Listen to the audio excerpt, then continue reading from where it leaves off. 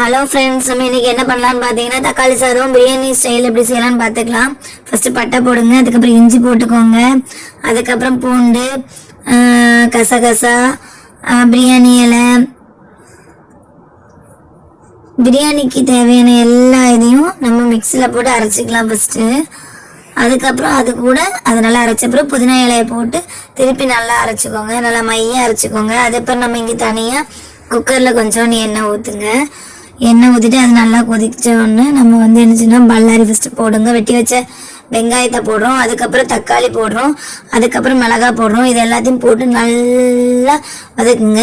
அதுக்கப்புறம் நம்ம என்ன கொத்தமல்லி இலை போடுறோம், ஏன்னா புதினா இலை அங்கே போட்டு அரைச்சாச்சு, அதனால் கொத்தமல்லி இலை போட்டுக்கோங்க. கொஞ்சோண்டு தேவையான அளவு உப்பு போட்டுக்கோங்க. பிரியாணிக்கு தேவையான அளவு உப்பு போடுங்க. இது பிரியாணியில் தக்காளி சாதம், ஆனால் பிரியாணி ஸ்டைலில். அது போய் பிரியாணி அரிசி எடுத்துக்கிட்டிங்கன்னா அதை நாங்கள் கால் படி போட்டு செஞ்சுருக்கோம். அதுக்கப்புறம் இங்கே இஞ்சி பூண்டு பேஸ்ட்டு எல்லாம் அரைச்சி வச்சுருந்தோம்ல, அதை எல்லாத்தையும் உள்ளே போட்டு நல்லா மிக்ஸ் பண்ணிவிட்டு அதுக்கப்புறமா மீல் மேக்கர் எடுத்து அதையும் போட்டு நல்லா கிண்டி விடுங்க. நல்லா கிண்டினதுக்கப்புறமா திருப்பி நம்ம அரிசி எடுத்து வச்சுருந்தோம்ல அதை நல்லா க்ளீன் பண்ணிவிட்டு அதையும் அந்த இது கூட குக்கரில் சேர்த்துருங்க.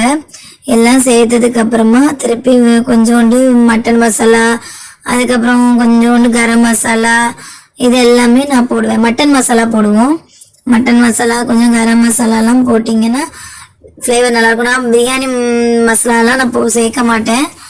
அதுக்கப்புறமா நம்ம கால்படி அரிசி போட்டோன்னா அந்த கால்படி அந்த எந்த இதில் நம்ம அளக்குறோமோ அதே இதில் நம்ம ஒரு 2 கிளாஸ், அவ்வளோதான், 2 கிளாஸ் தண்ணி ஊற்றி நம்ம போட்டுட்டு அதுக்கப்புறம் மேலே லைட்டாக நான் சாம்பார் பொடி போடுவேன். அதுக்கப்புறமா கொஞ்சம் கொத்தமல்லி இலையெல்லாம் போட்டுட்டு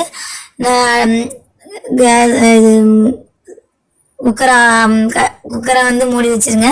அதுக்கப்புறம் 10 நிமிஷம் கழிச்சு பார்த்தீங்கன்னா சுவையான தக்காளி biryani ready. Comma comment ready இருக்கு.